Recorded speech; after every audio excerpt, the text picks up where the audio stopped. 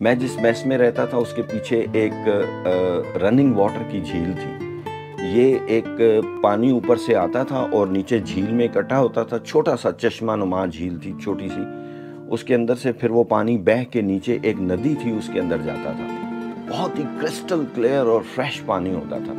اب چونکہ وہ یہ بہتا ہوا پانی تھا تو جب سنو فال ہونے کے بعد ہر طرف برف ہی برف ہوتی تھی تو اس کی سطح پہ برف نہیں جمتی تھی۔ اب یہ وہ وجہ تھی کہ یہاں پہ میں آپ کو ایگزیجریٹ نہیں کر رہا، ہزاروں میل سے دور سے مرغابیاں جو ہیں وہ پتہ نہیں کدھر سے آتی تھیں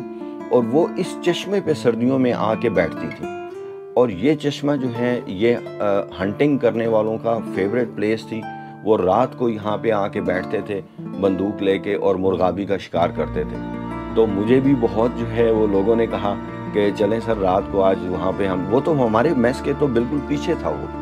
تو انہوں نے کہا جی چلیں ہم بھی آج رات کو چل کے تو یہ مرغابی کا شکار کریں گے۔ تو میں نے سنا تھا کہ اس جھیل کے اوپر جو ہے وہ کچھ دوسری مخلوقات کا بھی اترنا ہوتا، تو میں نے حفظ ماتغذ میں نے کہا یار میں نے نہیں جانا، تم جاؤ مار کے مرغابی لے آنا اور مجھے کھلا دینا۔ اس جھیل کے پانی سے جو نکلتا تھا اس کے ساتھ ہی نیچے ہیچری بنی ہوئی تھی ٹراؤٹ فش کی۔ اب وہ ہیچری تھی، اس میں وہ ٹراؤٹ بلاک کی ہوئی تھی انہوں نے، اس میں وہ اس کی بریڈنگ کرتے تھے، اس کے بعد ان کا سائز بڑا ہوتا تھا، اور اس میں سے جو ایکسس پانی تھا وہ نیچے آگے ایک ندی تھی جو کہ کئی کلومیٹر آگے تک جاتی تھی، اس میں چلا جاتا تھا۔ اب اس میں چھوٹے چھوٹے سے ٹراؤٹ کے بچے بھی نکل جاتے تھے۔ اب ہوتا یہ تھا کہ اس ندی میں جو باہر جا رہی ہے اس میں ٹراؤٹ موجود تھی۔ میں اپنے ایک کولیگ تھا میرا وہاں پہ، ان کو میں نے کہا، ان کو فشنگ کا پتہ تھا، ان کے پاس ویٹ سوٹ وغیرہ بھی تھا اور نیٹ بھی تھا اور کنڈی ونڈی بھی تھی، تو ہم گاڑی میں بیٹھ کے وہاں پہ اسکردو کیڈٹ کالج ہے وہاں پہ اتر جاتے تھے، گاڑی واپس بھیج دیتے تھے اور ہم دونوں وہاں سے پیدل along the stream واک کرتے ہوئے واپس اسکردو میس کی طرف آتے تھے۔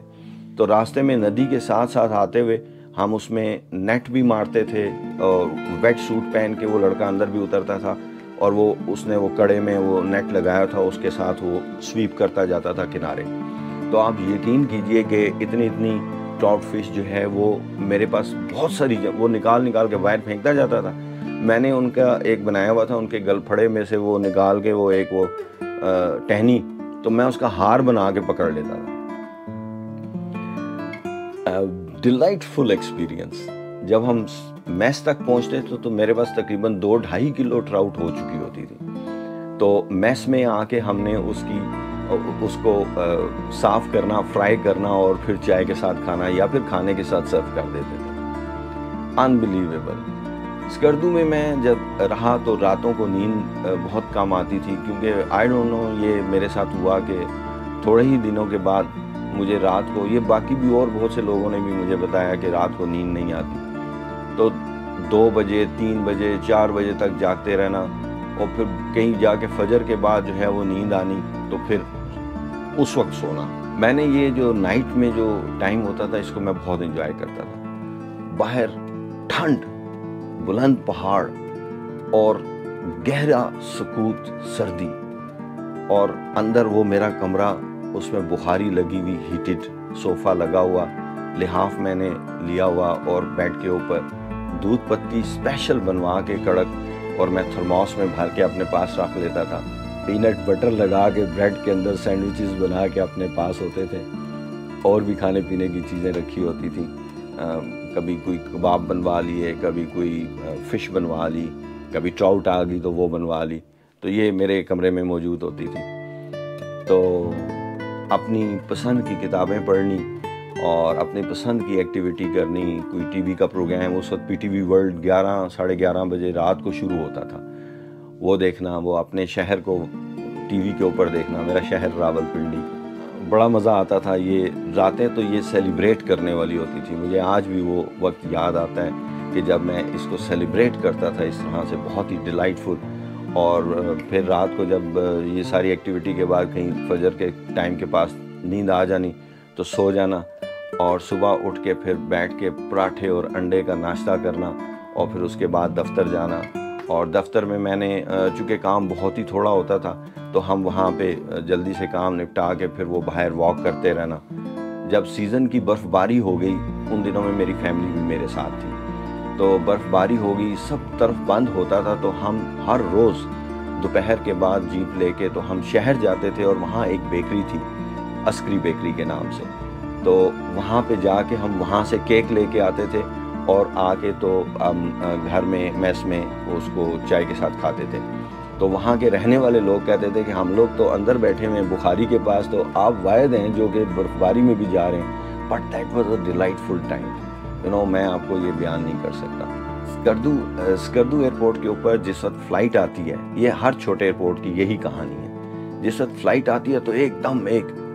ایکٹیویٹی جنریٹ ہوتی ہے، لوگ آ رہے ہوتے ہیں، پیسنجرز آتے ہیں جاتے ہیں، سامان چیک ان چیک آؤٹ ہو رہا ہوتا ہے، اور ایک ایکٹیویٹی ہو رہی ہوتی ہے، بڑا مزہ آتا ہے دیکھ کے۔ تو لیکن جب وہ فلائٹ چلی جاتی ہے تو اس کے بعد ایک دم بالکل ویرانی ہو جاتی ہے۔ سردیوں میں برف باری میں بہت انجوائے کیا، دیسی انڈے ہم نے خوب کھائے۔ اسکردو میں رہ کے میں نے ستپارا جھیل دیکھی، اور ستپارا سے اوپر راستہ جاتا تھا دیوسائی پلینز میں تھا، تو دیوسائی پلینز میں جانے کا میں ایک پوری الگ ویڈیو بناؤں گا۔ اس کے علاوہ میں شگر گیا، شگر کا فورٹ دیکھا، میں انشاءاللہ نیکسٹ کسی ویڈیو میں آپ کو وہ پورا اکاؤنٹ سناؤں گا اس جگہ کا۔ وہ وہاں کے راجہ کا محل تھا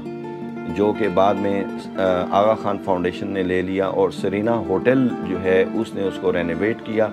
اس کو اسی ٹریڈیشنل لک میں برقرار رکھا، اور اب وہ وہاں پہ سرینا ہوٹل ہے اس فورٹ کے اندر، اور اس فورٹ کا ایک پروٹوٹائپ چھوٹا سا اس کا ماڈل نما گھر اس فورٹ کے بالکل سامنے راجہ صاحب کو بنا کے دیا، جہاں پہ اب راجہ صاحب کی فیملی وہاں پہ رہتی ہے۔ تو اس ہوٹل سے جو بھی ریونیو جنریٹ ہوتا ہے تو ایک چھوٹی سی پرسنٹیج ان کو بھی جاتی ہے، باقی کچھ بریک ڈاؤن اس کا ہے وہ مجھے اس وقت معلوم نہیں ہے، لیکن وہ بھی بہت ہی خوبصورت ایکسپیرینس تھا۔ میں انشاءاللہ اپنی نیکسٹ ویڈیو میں اس کے بارے میں بھی آپ کو بتاؤں گا۔ تو یہ میری کچھ یادیں تھیں، آئی ہوپ آپ نے اس کو انجوائے کیا ہوگا۔ میری نیکسٹ ویڈیو تک کے لیے اجازت، اللہ حافظ۔